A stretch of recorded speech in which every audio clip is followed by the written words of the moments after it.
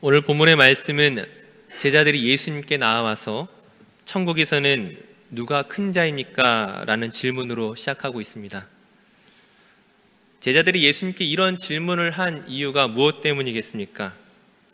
오늘 본문의 사건은 이 마태복음뿐만이 아니라 마가복음 9장과 누가복음 9장에서도 동일하게 우리가 볼 수 있게 되는데, 이 다른 복음서에서는 예수님께 이런 질문을 드리기에 앞서서 제자들이 먼저 다투었다는 사실을 우리에게 알려주고 있습니다. 무엇 때문에 다투었느냐 하면은 바로 말 그대로 우리들 중에 누가 더 큰 자인가 하는 문제였습니다. 즉 제자들이 지금 예수님께 나와서 천국에서는 누가 큰 자입니까? 라고 말하는 것은 사실 하늘나라 천국에 갈 것 없이 솔직히 지금 우리들 가운데, 예수님 옆에 있는 우리들 가운데 누가 더 큽니까? 누가 더 예수님께 중요한 사람입니까? 예수님께서 나라를 세우실 그때에 과연 우리들 가운데 누구의 공이 더 크겠습니까? 묻고 있는 것입니다. 예수님께서 무엇을 위해 이 땅 가운데 오셨는지 너무나 잘 알고 있는 우리로서는 이 제자들의 질문이 참 황당하고 어이없게만 보입니다. 더욱더 당황스러운 것은 만약 예수님께서 이 땅 가운데 오신 이유를 제자들이 정말 몰랐다면, 정말 그들이 전혀 듣도 보도 못했던 것이었다면 당연히 제자들이 오해할 가능성이 있었겠죠. 하지만 지금 이때의 시기는 예수님께서 자신의 고난과 죽음과 부활에 대해서 이미 밝히 드러내셨을 때였습니다. 마태복음 앞에 보게 되면은 17장 22절 23절 말씀에 갈릴리에 모일 때에 예수께서 제자들에게 이르시되 인자가 장차 사람들의 손에 넘겨져 죽임을 당하고 제3일에 살아나리라 하시니, 이처럼 자신의 고난과 죽음, 그 부활을 제자들에게 이미 말씀하고 계셨습니다.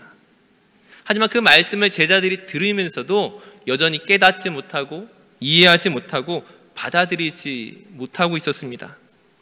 우리가 잘 알고 있는 사건 중에 마태복음 16장에서 베드로가 어떻게 반응합니까? 예수님께서 그 고난을 말씀하실 그때에 주여 그리하지 마옵소서, 그 일이 결단코 주님께 미치지 못할 것입니다. 자신만만하게 말했다가 사탄아 물러가라, 심한 꾸중을 듣기도 했었습니다. 이제 이어서 예수님께서 다시 한번 자신의 고난과 죽음과 부활을 말씀하실 때에 제자들은 지금 베드로처럼 또다시 꾸중당할까봐 차마 질문하지 못하고 차마 말하지 못하고 그냥 그 시간이 지나가기만을 바라고 있었습니다. 그리고는 뒤돌아서기 무섭게 과연 우리들 가운데는 누가 더 큰 자인가를 가지고 또다시 싸우고 있는 것입니다. 이런 제자들의 모습을 보면서 예수님이 얼마나 답답하셨겠습니까? 예수님의 대답은 이제 한 어린아이를 불러서 이제 그들 가운데 세우시는 것이었습니다. 오늘 본문 3절 말씀을 한번 같이 읽도록 하겠습니다. 우리 마태복음 18장 3절 말씀을 함께 읽겠습니다. 이르시되 진실로 너희에게 이르노니 너희가 돌이켜 어린아이들과 같이 되지 아니하면 결단코 천국에 들어가지 못하리라. 지금 제자들에게는 굉장히 충격적인 대답이 아닐 수 없을 것입니다. 아마 그들은 예수님께 나아올 때 각자 그 내심으로는 어떤 마음들이 있었을까요?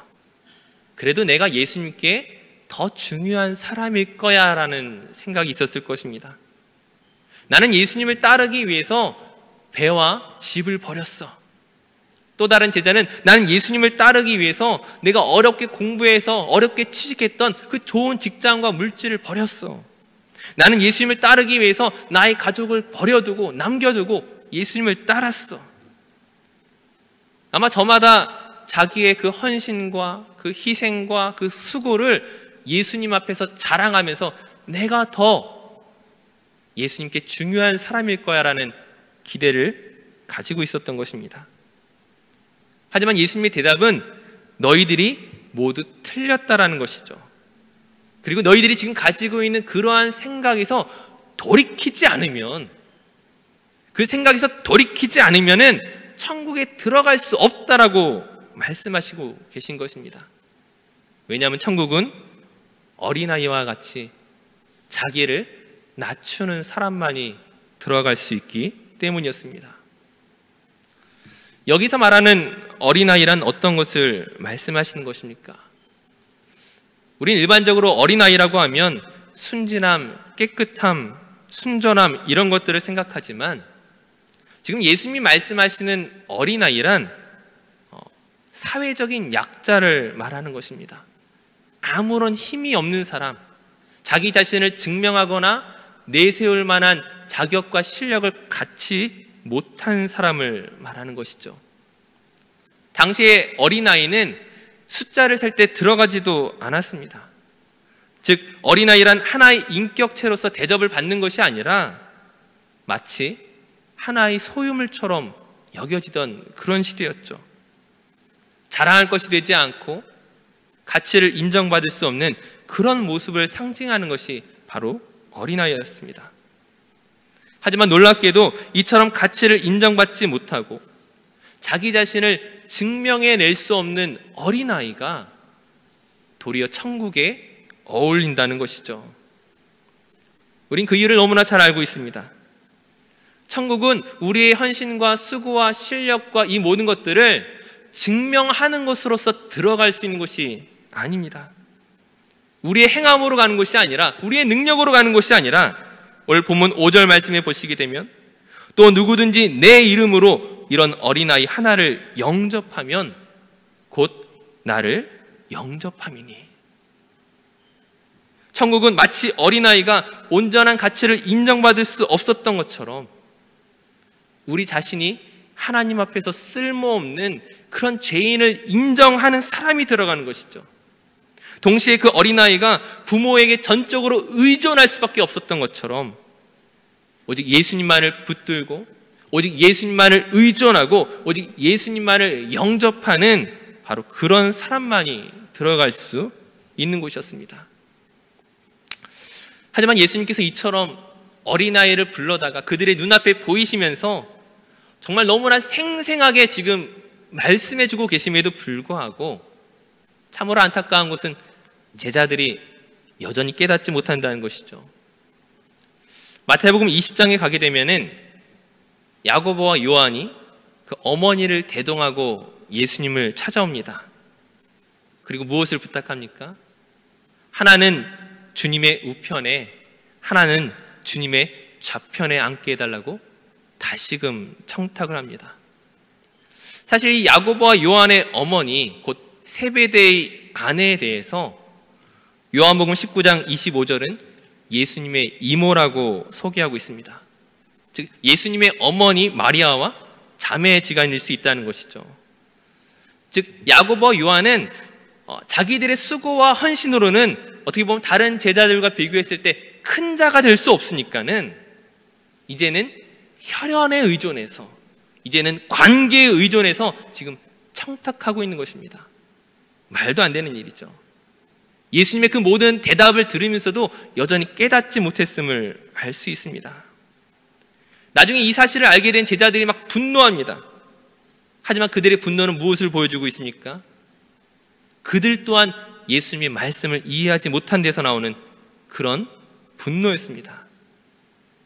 이처럼 정말 섬기는 자가 천국에 어울리고 오직 예수님만을 의존하고 붙드는 자만이 그 나라에 들어갈 수 있다는, 그 나라에 어울리는 사람이라는 것을 그들은 여전히 깨닫지 못하고 실수를 되풀이하고 있습니다. 하지만 이 말씀을 읽는 우리가 깨달아야 할 것은 무엇입니까? 우리가 보기에 참으로 안타까운 그 실수들을 과연 우리 또한 답습하고 있지 않느냐는 것이죠. 정말 우리가 예수님을 전적으로 신뢰하고 전적으로 의존하고 있는가? 우리 자신을 돌아봐야만 하는 것입니다. 개인적으로 제 한 가지 이야기를 말씀드리면은 저희 가족이 지난주에 한 놀라운 사건을 경험한 적이 있습니다. 지난주 목요일 날 시드니 날씨가 굉장히 안 좋았습니다. 제가 살고 있는 동네에 우박도 내리고 폭우도 내리고 그리고 벼락도 많이 쳤는데 다음날 일기예보를 보니까는 그날 벼락이 5,000번 쳤다고 하더라고요. 정말 이상한 날씨였는데 저녁 시간에 어떤 다른 곳에 들렸다가 저희 가족이 집에 돌아왔는데 막상 집에 주차를 해놓고 집 안으로 들어갈 수가 없었습니다. 폭우가 쏟아지고 벼락이 계속 치고 있는데 너무나 무서운 상황이라서 차마 창문을 열지를 못하는 거였어요. 차문을 열고 집까지 뛰어가는데 어떻게 보면 10초면 들어갈 수 있는 상황이었지만 아이들이 너무나 무서워하고 너무나 이렇게 두려워해서 조금 기다리기로 결정했습니다. 저희 집 막내 서호가 하나님 밉다고 막 번개치는 하나님 밉다고 막 이렇게 눈물 터지고 막 그랬었는데 조금만 폭우가 그치면 번개가 잦아지면 들어가자 그렇게 기다렸는데 30분을 기다렸어요. 집 앞에 도착했는데 집 앞에서 30분을 차 안에 갇혀 있다가 여전히 폭우가 멈출 기미가 보이지 않아서 당황해하고 있을 때 그 울음을 터뜨렸던 서우가 저희 가족에게 이런 이야기를 하는 것입니다. 아빠, 우리 비가 멈추게 해달라고 하나님께 기도해요. 하나님 밉다고 했던 서우가 하나님께 기도하자고 마음이 바꾼 거예요. 그래, 좋은 생각이다. 아빠부터 시작해서 한 명 한 명 돌아가면서 한번 하나님께 기도하자. 비가 멈추게 해달라고 기도하자. 그래서 제가 기도하고 서우가 기도하고 아내가 기도하고 둘째가 기도하고 이제 마지막 첫째 아이가 기도를 했습니다. 마지막 순서였던 첫째 아이의 기도가 끝나기가 무섭게 정말 놀라울 정도로 그렇게 쏟아지던 폭우가 갑자기 그친 것이었습니다. 물론 하늘에서는 여전히 번개가 번쩍번쩍하고 있었지만은 지금 비가 멈춘 이때 들어가지 않으면 우리 가족 오늘 못 들어간다 하고 차문을 열고 막 뛰어 들어갔어요. 간신히 집에 들어갔습니다.